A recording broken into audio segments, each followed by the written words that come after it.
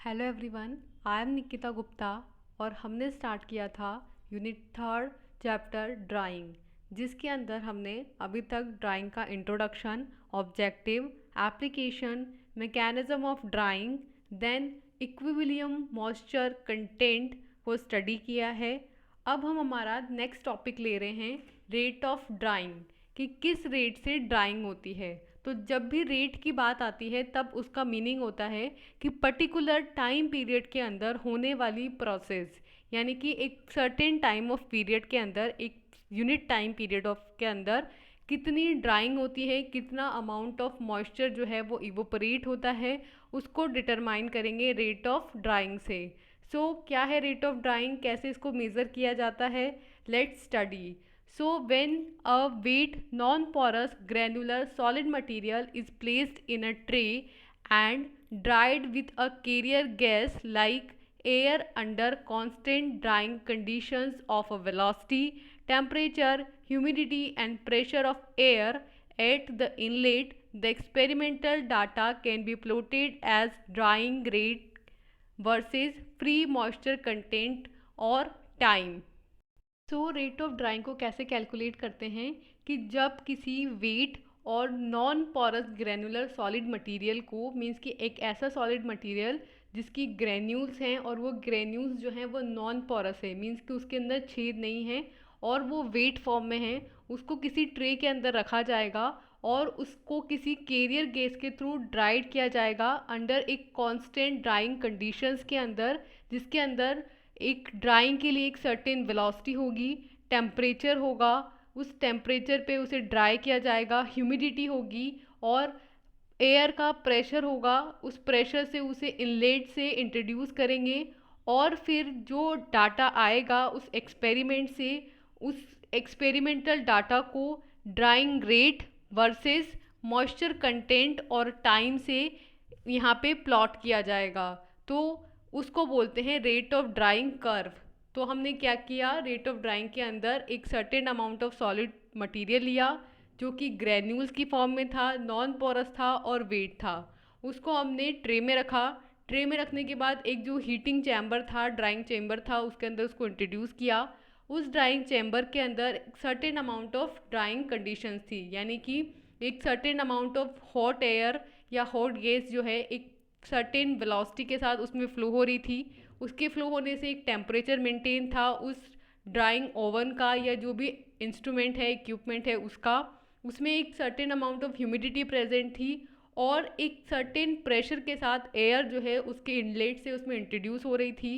उसकी वजह से एक सर्टेन टाइम पीरियड के अंदर उस सब्सटेंस से, उस मटेरियल से एक सर्टेन अमाउंट ऑफ मॉइस्चर जो है वो इवोपरेट हो जाता है, ड्राई हो जाता है और अल्टीमेटली आपको जो प्रोडक्ट ऑब्टेन होता है आफ्टर ड्राइंग उसका हम वेट कैलकुलेट करते हैं।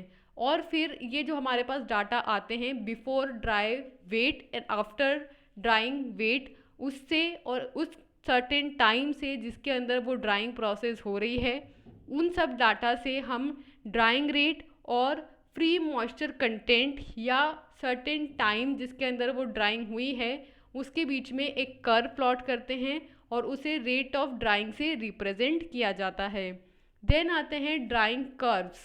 For each and every product there is a representative curve that describe drying characteristics for that product at a specific temperature, velocity और pressure conditions।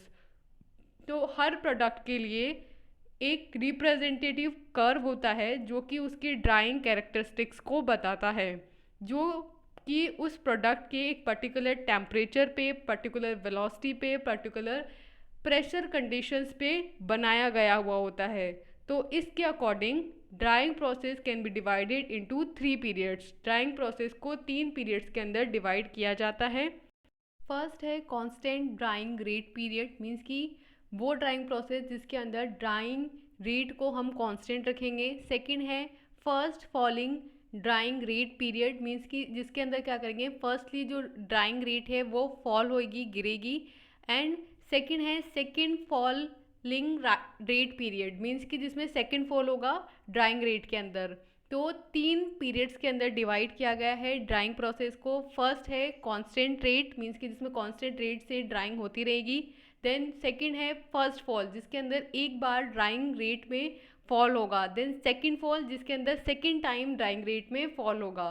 तो इस तरीके से ड्राइंग कर्व के लिए हमने कहा कि ड्राइंग कर्व एक रिप्रेजेंटेटिव कर्व होता है जो कि हर प्रोडक्ट के लिए स्पेसिफिक होता है, जो उसके ड्राइंग कैरेक्टरिस्टिक्स को बताता है कि किस स्पेसिफिक टेम्परेचर, वेलोसिटी और प्रेशर कंडीशंस के अंदर उसके अंदर कितनी ड्राइंग हो रही है, कितने टाइम पीरियड में हो रही है और कितना मॉइस्चर उससे एवोपरेट हो रहा है। फिर इस ड्राइंग प्रोसेस को 3 पीरियड्स के अंदर डिवाइड किया गया। फर्स्ट था constant drying rate period, second था first falling drying rate period और थर्ड था second falling drying rate period. तो इस तरीके से 3 पार्ट्स में डिवाइड किया गया इस ड्राइंग प्रोसेस को। फिर फर्दर इन तीनों के बारे में हम डिटेल में स्टडी करेंगे। तो यहाँ पे एक ड्राइंग कर्व दिखाया गया है किसी सॉलिड के लिए और drawing rate versus free moisture content के बीच में एक कर्व बनाया गया है, जिसमें ए से लेकर के ई तक डिफरेंट स्टेजेस हैं। ए से लेके बी तक क्या होता है, ड्राइंग रेट जो होती है वो बढ़ती है। फिर बी से लेके सी तक कांस्टेंट रेट रहती है और सी से लेके डी और डी से लेकर ई तक फॉल होती है ड्राइंग रेट।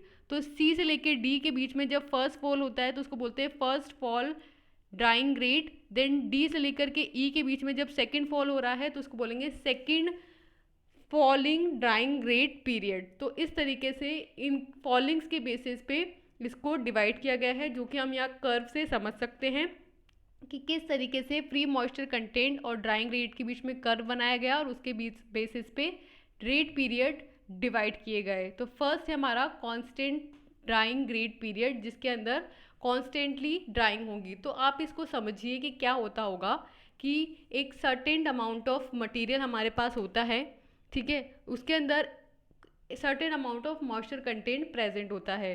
जैसे ही हम हीटिंग देना स्टार्ट करेंगे वैसे ही उसमें से वाटर जो है वो वेपराइज होने लगेगा और रेट ऑफ ड्राइंग इंक्रीज होगी ए से लेकर बी तक। फिर एक सर्टेन टाइम तक वो जो ड्राइंग है वो कांस्टेंट रेट से होती रहेगी। तो बी से लेकर सी तक जो रेट ऑफ ड्राइंग है वो कांस्टेंट रहेगी।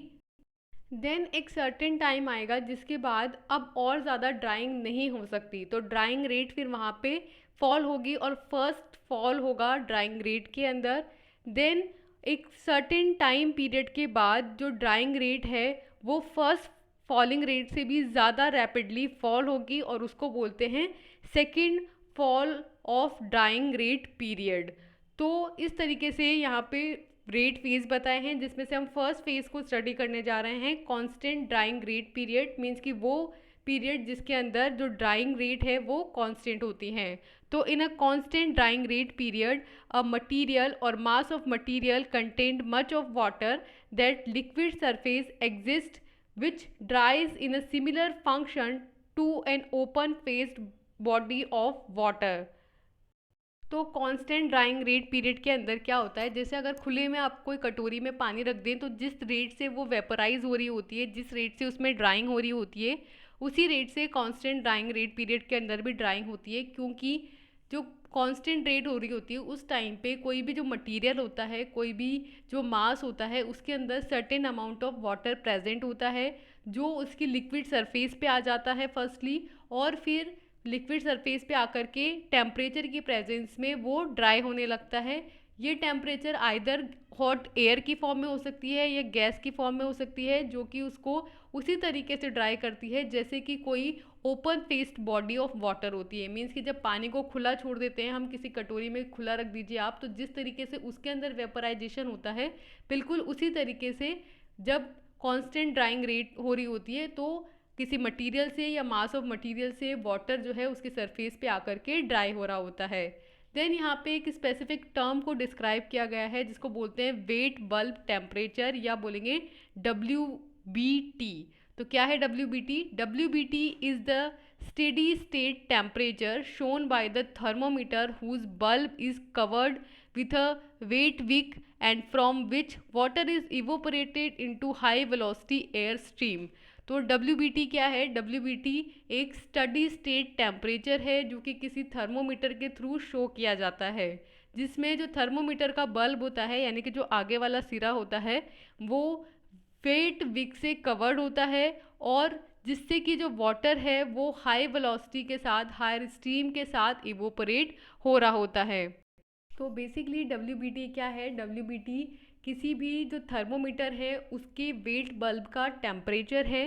मीन्स कि आपने एक थर्मोमीटर लिया और एक सर्टेन टेम्परेचर वहाँ पे मेंटेन हुआ है उसके एटमॉस्फेयर में, और उस थर्मोमीटर के बल्ब को आपने एक वेट विक से कवर्ड कर दिया है, और जिसमें से क्या हो रहा है, एक जैसे मान लीजिए एक कंटेनर है जिसके अंदर आपने मटेरियल डाला हुआ है जो वेपराइज हो रहा है, उससे इवोपरेट हो रहा है, वो हाई वेलोसिटी एयर स्टीम से वो वेपराइज हो रहा है, और वो जो थर्मोमीटर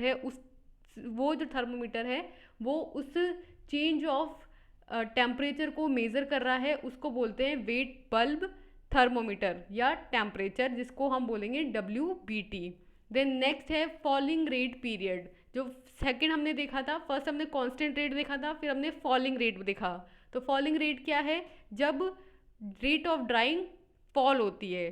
तो a constant rate period ends when the migration of water from the interior of the surface becomes less than rate of vaporisation from the surface. Means कि पहले जब कांस्टेंट रेट था तब हमने कहा कि सरफेस पे आ जाते हैं वाटर मॉलिक्यूल्स और वहाँ से वेपराइज हो रहे होते हैं, तो वहाँ पे कांस्टेंट रेट होती है ड्राइंग की। अब जो सरफेस वाले मॉलिक्यूल्स हैं वो भी माइग्रेट कर चुके हैं, तो वहाँ पे भी वाटर मॉलिक्यूल्स अभी वेपराइज होने के लिए नहीं हैं।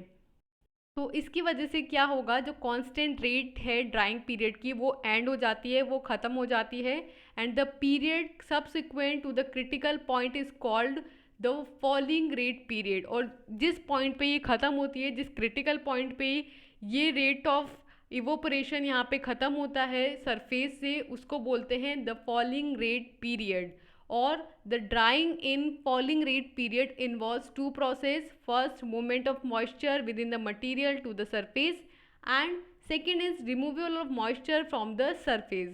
अब जब सरफेस से वाटर चला गया तो जो ये ड्राइंग हो रही है फॉलिंग रेट पीरियड के अंदर, इसके अंदर दो प्रोसेसेस होंगी। पहला तो मटेरियल की सरफेस के अंदर मॉइस्चर का मूवमेंट होगा, और सेकंड मटेरियल की सरफेस से जो मॉइस्चर है वो रिमूव होगा।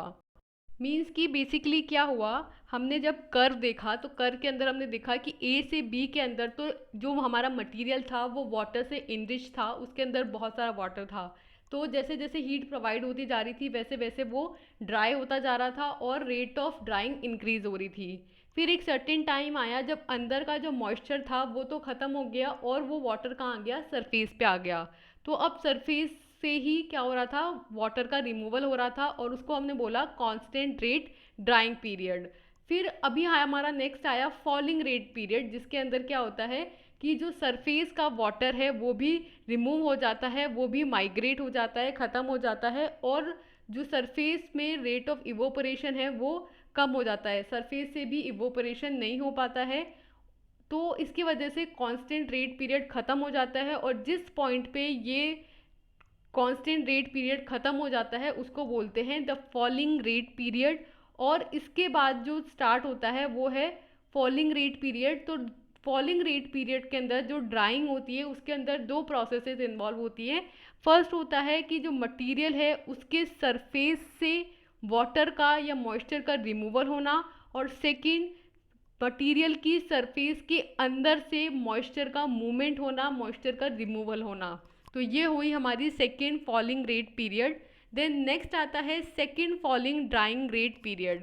तो फर्स्ट फॉलिंग हमने देख लिया, अब नेक्स्ट है हमारा सेकेंड फॉलिंग। तो सेकेंड फॉलिंग में क्या होता है कि period C to D represent conditions when the drying rate is largely independent of the conditions outside the solid. तो पीरियड C से लेकर के D वाली जो कंडीशन है उसे रिप्रेजेंट किया गया है उस कंडीशन से जब रेट ऑफ ड्राइंग जो है वो लार्जली आउटसाइड जो सॉलिड की कंडीशन है उन पे इंडिपेंडेंट है। मीन्स कि जो हमारी first falling drying rate period था उसके अंदर जब ड्राइंग हो रही थी तो उसके लिए हमने कहा कि सरफेस से और सरफेस के अंदर से मूवमेंट होकर के जो भी रिमेनिंग वाटर कंटेंट है उसको निकाल करके ड्राइंग की जाती है फर्स्ट फॉलिंग के अंदर। तो वो जो कंडीशन है वो आउटसाइड सॉलिड के बाहर की कैसी कंडीशन है वो उस पर डिपेंड नहीं करती है वहाँ पे ड्राइंग रेट। तो the moisture transfer may be due to the combination of liquid diffusion, capillary movement and vapour diffusion. तो यहाँ पे जो मॉइस्चर ट्रांसफ़र है वो किसकी वजह से हो सकता है, लिक्विड डिफ्यूज़न की वजह से हो सकता है, मीन्स कि जो उसमें प्रेजेंट लिक्विड है वो डिफ्यूज़ होने लग जाए। सेकंड, उसमें कैपिलरी का मूवमेंट होने लग जाए। और थर्ड, वेपर का डिफ्यूज़न होने लग जाए। तो मॉइस्चर कंटेंट जो यहाँ पे ट्रांसफ़र होगा उसके 3 रीज़न होंगे, लिक्विड का डिफ्यूज़न, वेपर का डिफ्यूज़न और कैपिलरी मूवमेंट। अब है इफ़ेक्ट ऑफ श्रिंकेज। इसकी वजह से क्या होगा, जब बहुत अंदर से जितना भी वाटर प्रेजेंट है वो कम्प्लीटली रिमूव हो जाएगा तो हमारा मटेरियल क्या हो जाएगा, श्रिंक हो जाएगा। तो श्रिंकेज का क्या इफेक्ट आएगा कि a factor that often greatly affects drying is the shrinkage of the solid as moisture is remove. तो जैसे किसी मटेरियल से मॉइस्चर रिमूव होगा तो जो सॉलिड है वो श्रिंक हो जाएगा, वो छोटा हो जाएगा और इसकी वजह से जो रेट ऑफ ड्राई है वो अफेक्ट करेगी। और बहुत सारे फैक्टर्स होते हैं जो इस रेट ऑफ ड्राइंग को अफेक्ट करते हैं जिसकी वजह से क्या हुआ है, श्रिंकेज हुआ है। मीन्स कि श्रिंकेज के हो जाने के बाद भी बहुत सारे फैक्टर्स हैं जिनकी वजह से रेट ऑफ ड्राइंग अफेक्ट होती है। Then rigid solids do not shrink appreciably but colloidal and fibrous materials do undergo shrinkage. Means कि जो सॉलिड मटीरियल्स होते हैं, जो रिजिड मटीरियल्स होते हैं वो तो श्रिंकेज में नहीं जाते हैं, वो तो श्रिंक नहीं होते हैं। लेकिन जो कोलॉइडल मटेरियल होते हैं, जो फाइब्रस मटेरियल होते हैं वो श्रिंक हो जाते हैं। The most serious effect is development of a hard layer on the surface which is impervious to the flow of liquid और vapour moisture and slows down drying rate. तो जो most serious effect आपको देखने को मिलेगा, surface के ऊपर hard layer का डेवलपमेंट होना है। मीन्स कि सेकेंड फॉलिंग डाइंग पीरियड में आपको देखने को मिलेगा कि जब ये श्रिंकेज होगा तो इस श्रिंकेज की वजह से जो सबसे सीरियस इफेक्ट आने वाला है वो है सरफेस के ऊपर हार्ड लेयर का डेवलपमेंट होना। ये जो हार्ड लेयर है ये इम्परमेसिव है लिक्विड के फ्लो के लिए और मॉइस्चर कंटेंट के लिए, वेपर की मॉइस्चर के लिए, और इसकी वजह से जो ड्राइंग रेट है वो बहुत ही ज़्यादा स्लो डाउन हो जाती है। तो हमने श्रिंकेज का इफ़ेक्ट देखा कि जब कोई मटेरियल जो है वो बहुत ज़्यादा हीटेड होता है, बहुत ज़्यादा ड्राई होता है, तो जो फाइब्रस मटेरियल होते हैं, जो कोलॉइडल मटेरियल्स होते हैं वो श्रिंक हो जाते हैं, जबकि रिजिड सॉलिड श्रिंक नहीं होते हैं। और इनके श्रिंक होने की वजह से जो उनमें मॉइस्चर कंटेंट होता है वो ग्रेटली अफेक्ट होता है। और बहुत सारे अदर फैक्टर्स हैं जो इसमें ड्राइंग को अफेक्ट कर रहे होते हैं। जो बहुत सीरियस इफेक्ट आपको देखने को मिलेगा इन श्रिंक कंपाउंड्स के अंदर, इन श्रिंक मटेरियल्स के अंदर, कि इनके ऊपर एक हार्ड लेयर डेवलप हो जाती है जिसकी वजह से जो लिक्विड का फ्लो है वो इम्परविएसिव हो जाता है, मॉइस्चर कंटेंट इसके अंदर एंटर नहीं कर पाता है और इसकी वजह से रेट ऑफ ड्राइंग बहुत ही ज़्यादा स्लो हो जाती है। तो यहाँ हमने कंप्लीट किया रेट ऑफ ड्राइंग को। जो हमने स्टार्ट किया था कि एक कर्व हम बनाते हैं rate of drawing between time, means कि एक सर्टेन टाइम पीरियड के अंदर कितना रेट ऑफ ड्राई होता है उसके बीच में, जिसमें हमने ड्राइंग कर्व को स्टडी किया और फिर वहाँ पे हमने 5 पॉइंट्स डिस्कस किए ए टू लेकर के ई तक का, और उसके बिहाफ पे 3 कंडीशंस, 3 स्टेजेस हमने डिस्कस करी। फर्स्ट थी हमारी constant rate drawing rate period, second था फॉलिंग ड्राइंग रेट पीरियड और थर्ड था हमारा secondary falling drying rate period. तो यहाँ पे हमारा रेट ऑफ ड्राइंग कंप्लीट होता है। देन नेक्स्ट आता है ड्राइंग इक्विपमेंट्स, मीन्स कि वो इक्विपमेंट्स जिनसे ड्राइंग की जाती है। तो drying equipments are classified in a different ways according to the design and operating features or based on the mode of operation such as batch और continuous। तो drawing equipment जो होते हैं उनको डिफरेंट वेज से क्लासीफाई किया गया है। फर्स्ट उनको क्लासीफाई किया गया है उनके डिज़ाइन के बेसिस पे, उनके ऑपरेटिंग फीचर्स के बेसिस पे। सेकेंड उनको क्लासिफाई किया गया है उनके मोड ऑफ ऑपरेशन के बेसिस पे। मोड ऑफ ऑपरेशन के अंदर दो टाइप के होंगे कि वो आइदर बैच ऑपरेशन है या फिर कंटिन्यूस ऑपरेशन है। तो यहाँ पे ड्राइंग इक्विपमेंट को हमने क्लासिफाई किया। Then in case of batch dryer the material is loaded in the drying equipment और drying process for a period of time, whereas in a continuous mode of material is continuously feed to a dryer and dried material is continuously discharged। तो batch और continuous में क्या difference होता है कि जो batch dryer होता है उसके अंदर सर्टेन अमाउंट ऑफ मटेरियल को लोड किया जाता है ड्राइंग इक्विपमेंट के अंदर और ड्राइंग प्रोसेस जो है वो प्रोसीड की जाती है एक सर्टेन टाइम पीरियड के लिए। जबकि जो कंटिन्यूस मोड होता है उसके अंदर मटेरियल को कंटिन्यूसली फीड किया जाता है ड्रायर के अंदर और कंटिन्यूसली ड्राइंग की जाती है और ड्राइंग के रिजल्टेंट कंटिन्यूसली ड्राइड प्रोडक्ट जो है वो डिस्चार्ज किया जाता है।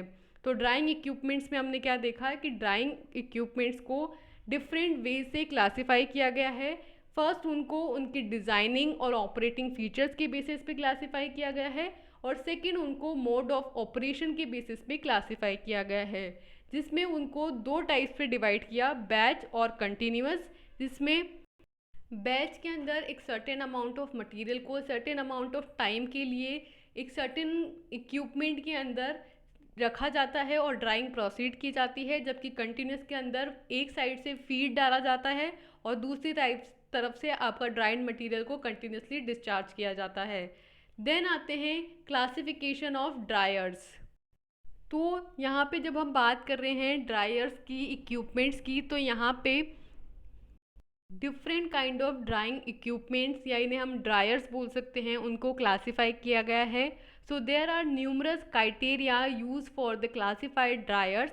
Table number 7.1 list the criteria and typical dryers type. तो यहाँ पे जो है एक लिस्ट दी गई है टेबल नंबर 7.1 में जो कि डिफरेंट ड्रायर्स को और उनके क्राइटेरिया को बताती है कि किस क्राइटेरिया के बिहाफ पे उनको क्लासिफाई किया गया है। तो लेट्स देखते हैं हम कि कौन सा क्राइटेरिया है जिस पे बेस्ड है हमारे ड्रायर्स और उसके एग्जाम्पल्स। तो फर्स्ट क्राइटेरिया है मोड ऑफ ऑपरेशन।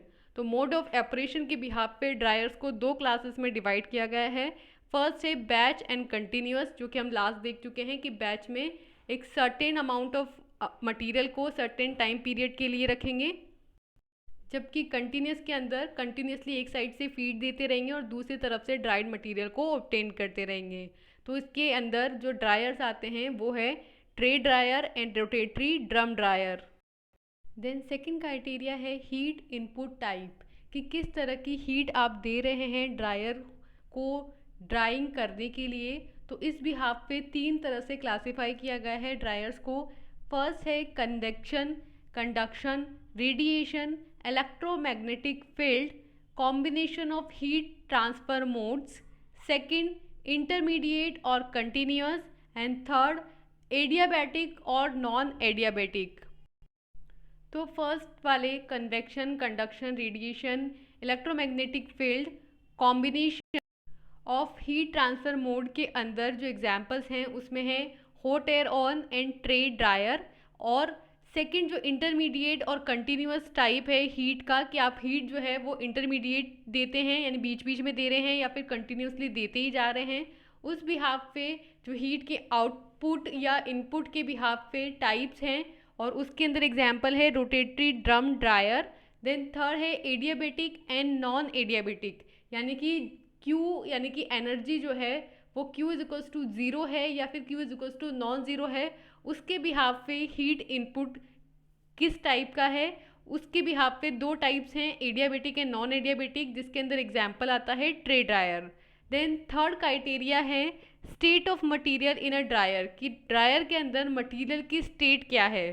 तो इस बिहाफ पे दो टाइप के ड्रायर हैं। फर्स्ट है स्टेशनरी एंड सेकंड है मूविंग, एजिटेटेड और डिस्पर्स, यानी कि जो मटेरियल है जो कि ड्राई हो रहा है वो स्टेशनरी फेज में है, चुपचाप रखा हुआ है, या फिर वो मूव कर रहा है, हिल रहा है, एजिटेट हो रहा है, या फिर डिस्पर्स हो रहा है। तो उसके बिहाफ पे दो टाइप्स के यहाँ ड्रायर देखें। स्टेशनरी के अंदर एग्जाम्पल आता है हॉट एयर ऑन का और एजिटेटेड, मूविंग और डिस्पर्स के अंदर एग्जाम्पल आता है रोटेटरी ड्रायर का।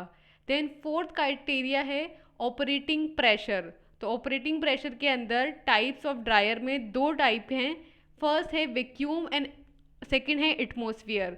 तो ऑपरेटिंग प्रेशर में ये है कि आप जो है एटमॉस्फेरिक प्रेशर पे उस पर्टिकुलर ड्रायर को ऑपरेट कर रहे हैं या फिर वैक्यूम पे ऑपरेट कर रहे हैं। तो वैक्यूम ड्रायर का जो टाइप है उसके अंदर एग्जाम्पल आता है वैक्यूम ड्रायर, और एटमॉस्फेरिक प्रेशर पे ऑपरेट होने वाले ड्रायर का एग्जाम्पल है रोटेटरी ड्रायर।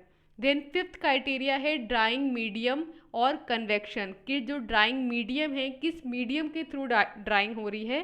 तो इसमें तीन टाइप से डिवाइड किया गया है ड्राइंग को।